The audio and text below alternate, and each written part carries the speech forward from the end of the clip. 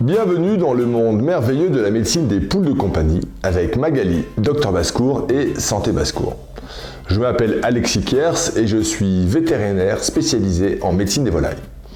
Aujourd'hui, je vais vous parler des poux des poules. C'est le deuxième problème de santé le plus important pour les propriétaires d'animaux de basse-cour.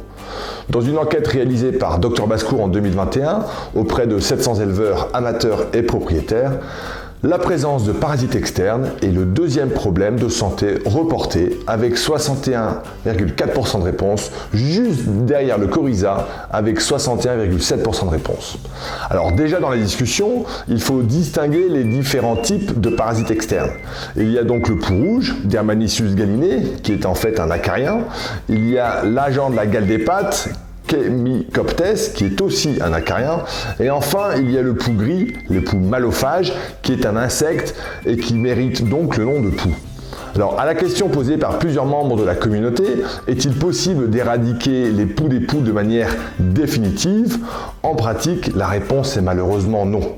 En effet, en pratique, un propriétaire d'animaux doit savoir qu'il est impossible d'éradiquer définitivement les parasites des poules. Il est possible en revanche de contrôler leur population.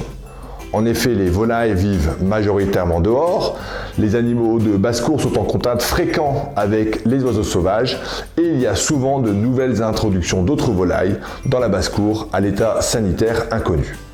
Alors, il est théoriquement possible d'éradiquer les parasites externes chez les volailles, mais cela se fait en contrepartie d'une utilisation massive et régulière d'insecticides systémiques et donc de la pollution de l'environnement des poules, c'est-à-dire votre potager et votre jardin. En plus, à trop les utiliser, les parasites vont devenir résistants contre ces produits. Donc chez les volailles, ces produits insecticides systémiques sont souvent le fluoralaneur, l'ivermectine et la sélamectine. A noter que l'ivermectine et la sélamectine sont hors AMM chez les volailles, c'est-à-dire qu'on ne peut normalement pas les utiliser.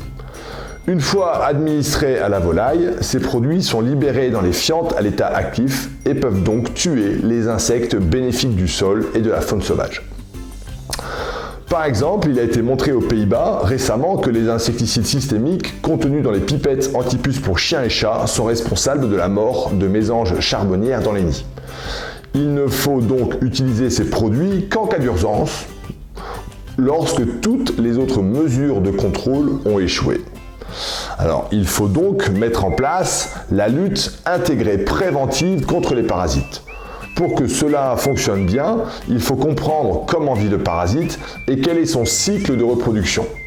Alors, on va d'abord discuter des poux gris, dits les poux malophages. Alors, déjà, ces poux ne sont pas très pathogènes. On peut donc tolérer la présence de quelques poux gris sur les poules. Les poux broyeurs malophages vivent et se reproduisent sur les poules en permanence. Ils s'installent de préférence aux endroits où le bec ne peut pas les atteindre, prioritairement autour du cloaque, sous les ailes et sur le cou. Et si vos poules en ont, vous les verrez courir dans les plumes. En général, une poule en bonne santé s'en débarrasse naturellement en prenant des bains de poussière et en faisant sa toilette. Pour assurer l'efficacité du bain de poussière, vous pouvez en faire un pour vos poules. Mettez dans un bac de 15 litres, à l'abri de la pluie, un mélange de terre de diatomée et de cendre de cheminée à environ 10%.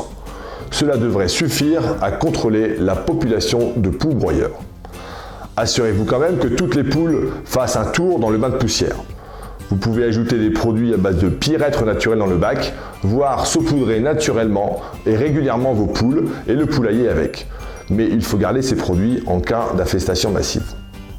Le contrôle des poux rouges Dermanissus est plus compliqué car ces acariens parasites vivent principalement dans les crevasses du poulailler et peuvent survivre plusieurs mois sans manger.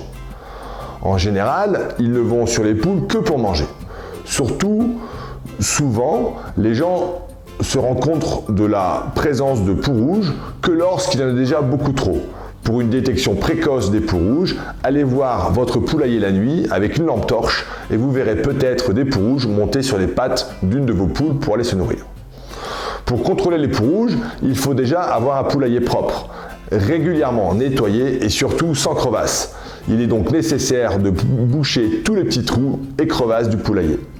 Vous pouvez ajouter de la terre de diatomée dans les crevasses, ce qui sera plus facile en utilisant une forme liquide.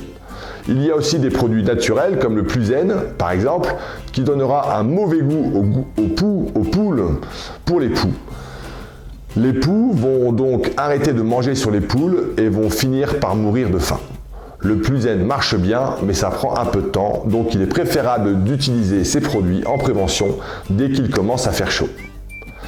Et si l'infestation massive de poux rouges, il n'y a plus qu'une solution pour sauver les poules, c'est les insecticides systémiques. Pour les utiliser, vous devez en discuter avec votre vétérinaire ou avec Dr Bascour. Pour la gale des pattes, le contrôle est très compliqué car les acariens vivent enfouis sous les écailles de la peau des pattes. Les produits de contact utilisés comme l'huile de cade ou la paraffine ne marchent pas très bien à moins de commencer le traitement dès le tout début de l'infestation. Une fois l'infestation un peu trop avancée, la seule solution est d'aller voir votre vétérinaire qui pourra vous conseiller sur le traitement adapté. Alors merci beaucoup de m'avoir écouté. Si vous avez une question sur la santé de vos poules que vous voulez que j'aborde lors d'une prochaine vidéo, n'hésitez pas à nous en parler.